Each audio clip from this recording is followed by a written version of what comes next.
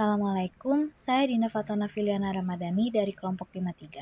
Berikut cerita mengenai adaptability di dunia pekerjaan. Selama masa pandemi, Budi yang membutuhkan penghasilan merasa kesusahan dalam mendapatkan pekerjaan. Ia bingung harus memulai dari mana untuk mendapatkan pekerjaan. Hingga suatu hari, ia sedang merenungi dan berpikir sambil melihat ke handphonenya. Ia melihat banyak postingan dari teman-temannya dari berbagai macam profesi. Budi merasa ingin seperti teman-temannya. Tetapi ia memiliki kepribadian yang pemalu dan cenderung introvert.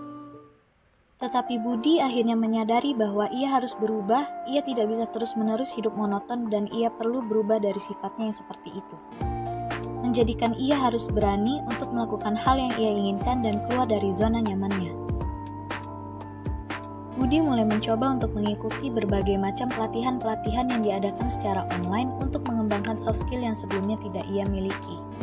Walaupun di sela-sela kegiatan itu masih muncul rasa ragu, Budi tetap melakukannya karena ini adalah waktu yang ia rasa tepat untuk melawan rasa takut dan mulai mendalami hal-hal yang ia minati. Akhirnya Budi menemukan minat berlebih pada digital creator. Budi mulai semakin banyak mengikuti pelatihan-pelatihan yang berhubungan dengan digital creator. Budi juga mulai menyusun konsep, menonton digital creator yang sudah profesional, dan melatih kemampuan public speakingnya. Akhirnya Budi mulai bekerja di bagian yang berhubungan dengan digital creator. Tetapi selang waktu berlalu, konten yang dibuat Budi mendapatkan kritik yang pedas dari atasannya. Budi sempat merasa rendah diri dan semakin tidak percaya diri atas kemampuannya. Budi hampir menyerah. Sampai akhirnya ia tersadar bahwa ia tidak boleh menyerah begitu saja atas segala yang telah dia upayakan. Budi sadar ia harus terus mencoba hal baru dan menerima pendapat dari orang-orang yang ada di sekitarnya untuk semakin maju ke depan.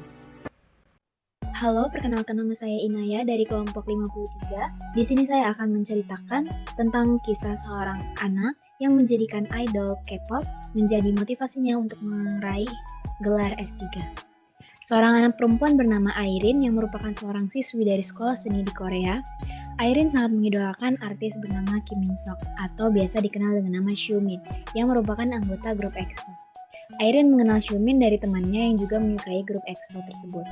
Awalnya Airin tidak tertarik dengan peridolan K-pop ini, walaupun ia adalah orang Korea yang sangat dekat dengan lingkungan idol-idol Korea tersebut. Dulu Airin sangat menyukai game PUBG yang belakangan ini sangat populer dimainkan baik anak-anak, remaja hingga dewasa. Kehidupan Airin jalani dengan berangkat sekolah, les, mengikuti ekskul di sekolah, dan bermain ke warnet untuk bermain PUBG. Singkat cerita, waktu itu teman Airin sangat histeris dan Airin sangat bingung kenapa temannya menjadi histeris seperti itu. Ia bertanya kepada temannya itu dan temannya berkata bahwa salah satu dari member EXO itu akan berangkat wajib militer, yaitu Xiumin yang merupakan member tertua di grup tersebut.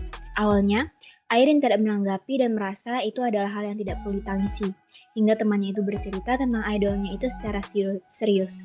Ia bercerita kalau Xiumin telah mengubah hidupnya. Dulu ia sama seperti Airin, sangat suka bermain game dan bermalas-malasan belajar. Hingga dia bertemu Xiumin dan mendapatkan informasi kalau idolnya itu sedang menempuh jenjang pendidikan S3 di sekolah musik terkenal yang ada di Korea. Ketika mendengar cerita itu, Airin menjadi penasaran tentang sosok yang diceritakan temannya ini dan mulai mencari informasinya di internet.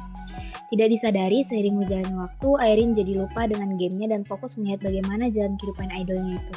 Airin melihat bahwa di tengah jadwal yang padat, sebagai artis boy group nomor 1 di Korea, masih bisa menyempatkan waktu untuk belajar dan mengambil jenjang pendidikan yang seharusnya tidak pernah terpikirkan oleh seorang idol K-pop untuk bergelar dokter.